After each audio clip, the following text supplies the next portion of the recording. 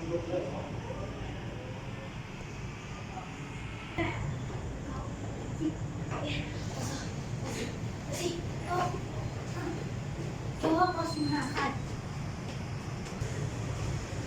สียวเนาะเสียววันไหนยางมึงเลยที่เสียให้ภูเขา